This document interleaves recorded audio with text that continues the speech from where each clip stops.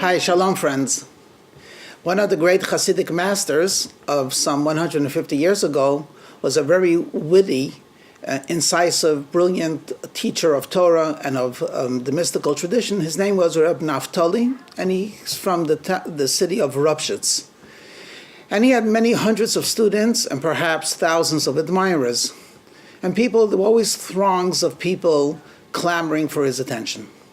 One day he confided to one of his close students that, the hardest part of being a Rebbe, a teacher, is not so much the teaching, but it's the constant awareness that you have a job to do, and as well as you're doing it, there's so much more to improve in.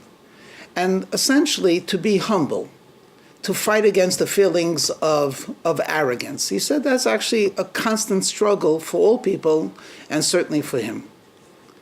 So his close student took the opportunity to question, so Rebbe, why did you become a Rebbe? Why did you take this job, knowing how difficult it would be to combat all of the accolades that people are giving you?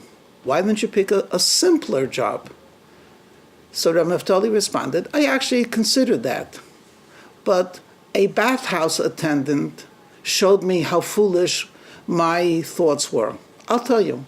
He says, and let me just add one word of explanation. We have indoor plumbing, so we live in a wonderfully civilized world. But before indoor plumbing, there was what they call a community bathhouse. It functioned as a sauna, and people would go once a week or sometimes more to refresh themselves and cleanse themselves. So Rabbi Naftali says, well, it was on a Friday, and I was in the bathhouse, and one of the services that the bathhouse provided was, for a penny or two, someone would take off your muddy boots. Now, it's not a small thing. Except for the summer, most of the time, there was mud, and there was stuff from animals. And people basically laced up with big boots and wore it a whole day. When they came home, they took it off. So when a person came to the bathhouse and had to be undressed, it was a hassle to undo all of the laces of the boots. So they hired a fellow whose job was to take off boots. And for a couple of pennies, you had that service. She says, I was sitting on a bench waiting my turn, and the one before me gives a couple of pennies to this bathhouse attendant who starts taking off the shoe, the boot. He obviously did it a little bit too eagerly, because the fellow said, hey, that hurt. And the person indignantly responds, you're telling me how to take off boots? There's no one that takes off boots as well as me. I'm an expert on this, and if it could be more comfortable, I would have made it more comfortable. So stay put and let me do my job. Rabbi Naftali is listening. This fellow not only takes pride in his work, but it actually feels he's superior. He's the most superior boot puller in the whole country. And he actually has a sense of pride, maybe even arrogance. So I said to myself, whatever job I would choose, I would have to combat this feeling of superiority, of I am better or more knowledgeable than you. Well, if that's the case, why pull off boots? Let me do a truly important job, and that is to direct the children of God back to their Father in heaven. As always, a beautiful, instructive story. Let's go a bit deeper.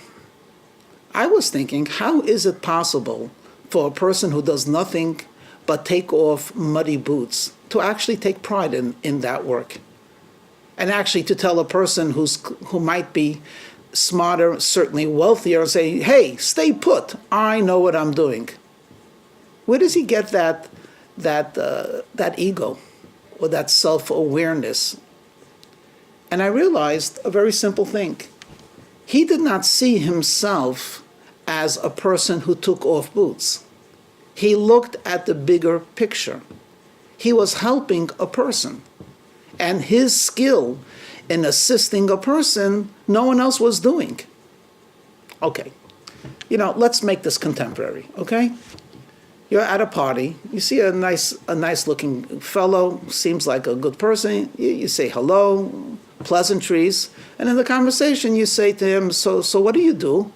He says, "Oh, I work out at Nordstrom's." You say, "Oh, that's nice. What do you do in Nordstrom's?" He says, "Oh, I work in the shoe department." And then you could just continue your conversation. Now, let me ask you a question. If you actually showed up at the shoe department, you would see this fellow for between 6 and 8 hours a day doing nothing more than taking out boxes of shoes, unlacing shoelaces, putting on shoes, smelling socks, and it's all he does. And you say, that doesn't sound very exciting, but he seemed to take pride in what he did. So why didn't he say the truth? Did he lie when he said he works at Nordstrom? He should have said, "What do? I put on shoes and I take off shoes." You know why he had a self-respect? Because he didn't see the details, he saw the big picture. He said, Nordstrom's is an upper-end, high-end type of a store. They have many departments. People need shoes. Nordstrom's without shoes would lose a sizable amount of its customers and not provide the service that it can do. So actually, I'm working at Nordstrom's. I'm working in the shoe department. It happens to be that I put on shoes and take off shoes. But if you concentrate on the bigger picture, what am I doing? Yeah, you're working for Nordstrom's. Let's take another example. Probably in the grocery department of the least paid worker is the bagger, person that helps to put the groceries in a bag. Okay, so here's a nice person whose skills are adequate for that, and he goes home and he has a child, and he's very happy. He's self-respecting and he's self-supporting, and he should be. We admire such people. One day he takes his 6-year-old and he says, do you want to go shopping with Daddy? He says, sure. They go into the car and Dad says, you know what? I'm going to take you to my Safeway. Now stop right over here. My Safeway? I mean, is it his Safeway? Most people don't even know his name.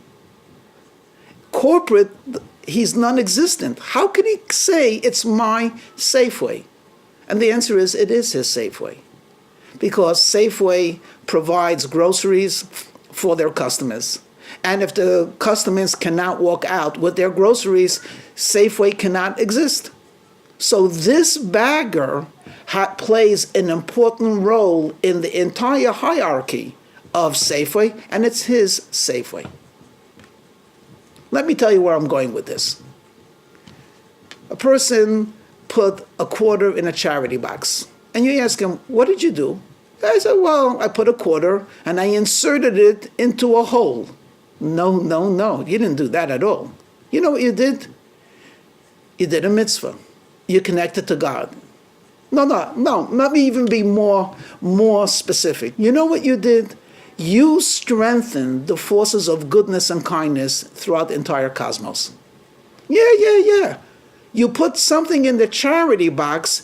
It wasn't only that simple action. Anyone could put a coin into a box. You did it, and you strengthened God's creation. You put on tefillin today? What did you do?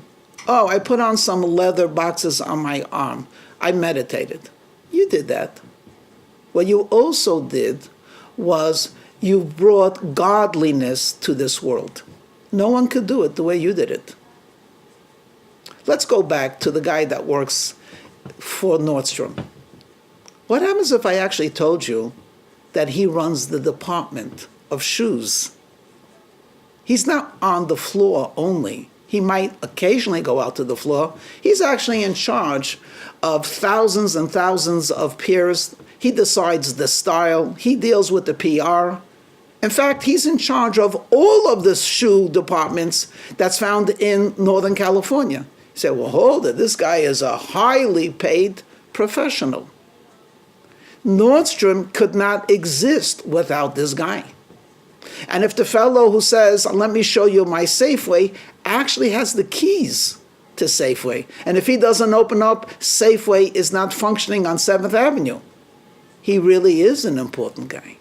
Well, when we do something for God, we're very important people.